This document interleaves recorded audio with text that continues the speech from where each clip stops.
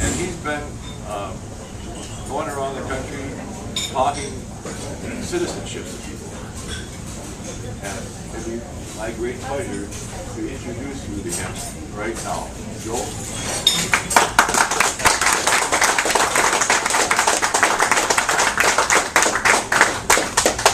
You know, I find it amazing how people misconstrue things, take things out of context, especially your just regular people, journalists, politicians. I'm a big fair tax guy. I advocate it, love it, and really love to see it implemented in our country, our states, and so on and so forth. But somebody mentions it, and then they don't understand it fully, and so they take it out of context and say, well, this guy wants to raise taxes. You know, they don't actually fully understand it, and they run off at the mouth.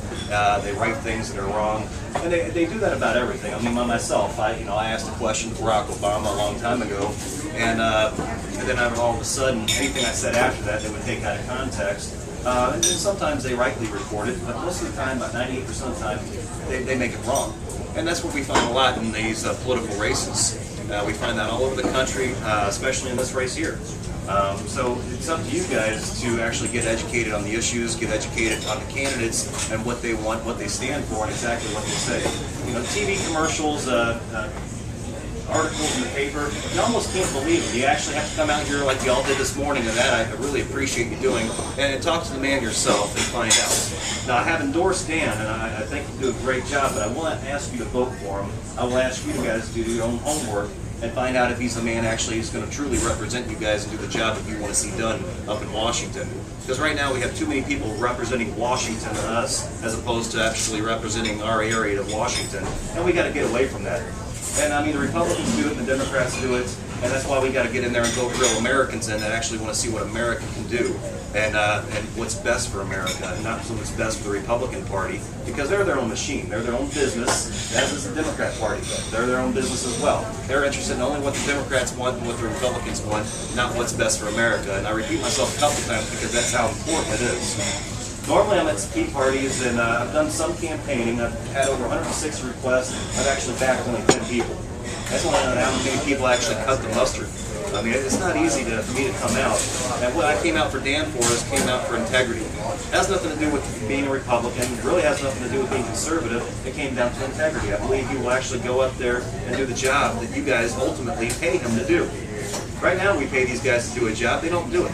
I mean, the best two jobs in the world to be right now are a weatherman and a politician. You don't have to get anything done. You don't have to be right, and you still get a paycheck. As funny as it is, unfortunately, it's sad too, because it's the truth. I mean, they don't have to get anything done. We don't hold these guys accountable. Normally I talk about individual responsibility, accountability, education, the Constitution, and what I like to call political castration, which we call political correctness right now. I'll start with political castration. Right now, it makes you scared to speak your mind. You know, most people won't really say what's on their mind because they're afraid what media might say or what your neighbors might think of you, and so on and so forth. And I don't know when that started. I mean, Americans have always spoken their mind, always done what needs to be done, and they've never apologized about it. And for whatever reason, political correctness has crept into our society. And actually, if you guys know where that began at, it actually began in Germany. They wanted to understand why communism wasn't working. It's a great idea. I mean, it's fair for everybody. Why isn't it working? Well, they talked about this capitalism thing that was going on in the western side of the world here in America, and said, well, people really like this. What can we do to dislodge this from our way of thinking? So they came up with this thing called critical thinking. And that's where you criticize everybody and anybody for even opening their mouth. Now, right before World War II started, the group disbanded. It was a think tank, and they disbanded and moved to Washington, D.C., and they moved to Hollywood. So there you go, you figured that out right there. Ultimately, you know, we won that war. But if political correctness keeps working in our society, you know, Hitler's going to win from the grave. And we cannot allow that to happen. So you guys got to start speaking your mind. You know, myself, I can't stand abortion, don't like it. You know, don't like same-sex marriage. You know, I own 5 guns, it ain't near enough. You know, I got a big old black Dodge truck outside, and I love leaving a carbon footprint wherever I drive. It's a great thing. I mean, I even done it in the parking lot a couple times just to add that extra footprint. The reason why I do that is because I'm sick and tired of the government shoving things down my throat, especially this green deal. Don't get me wrong, I'm a conservative and I'm a conservationist. I love hunting and fishing, and I believe in taking care of my environment.